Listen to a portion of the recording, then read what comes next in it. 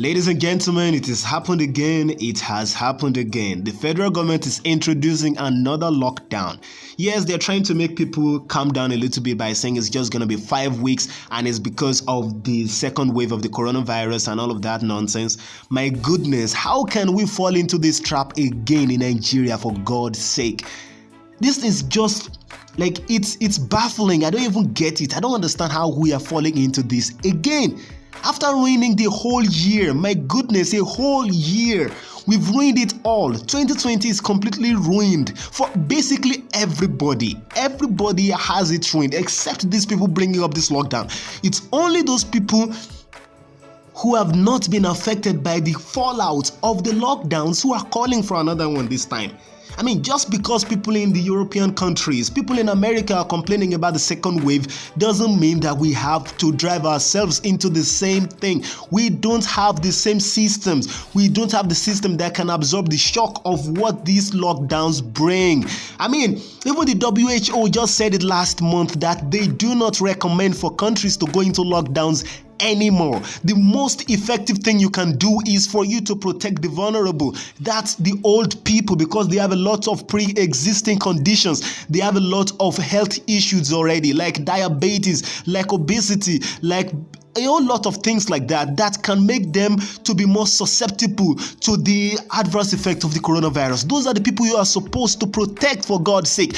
People that are young should not be disturbed, which is one of the reasons why it is completely maddening. It is completely stupid for them to have locked down the schools for the entire year. I mean, it's just baffling. I mean, there are enough studies to show that this thing does not affect young people negatively.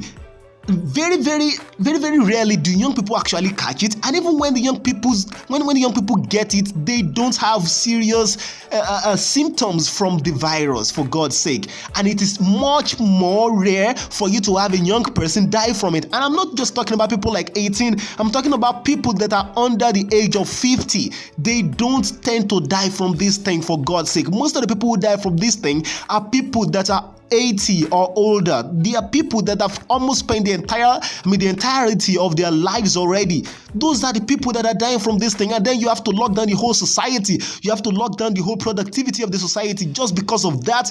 How crazy is this?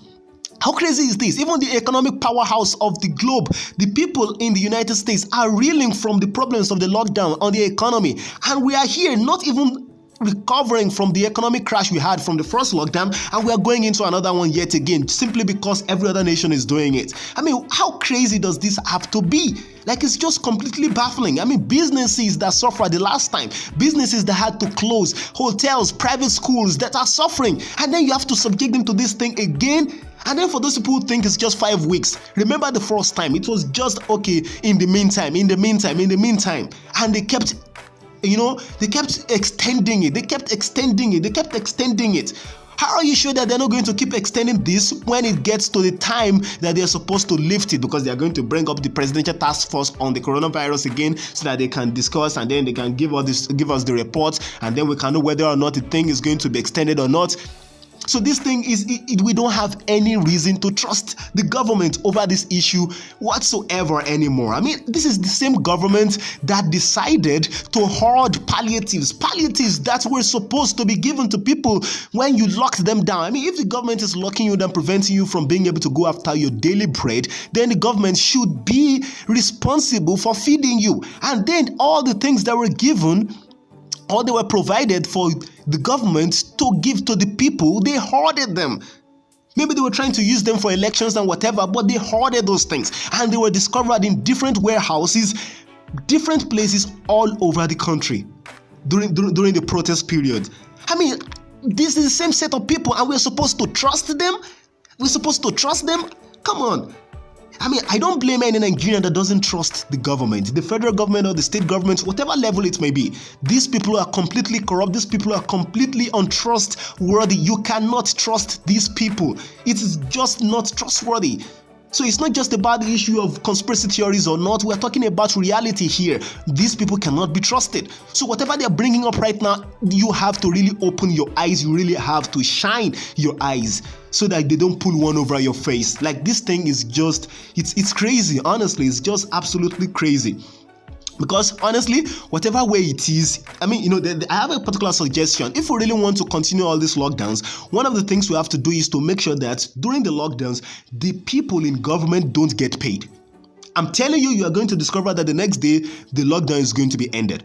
I'm telling you, whatever it is, if you are in the business, in the hotel industry, in religious organizations, who of course we are going to be reduced in the operations right now. I mean, think about it. In Ondo State, they are not going to allow you to have crossover nights.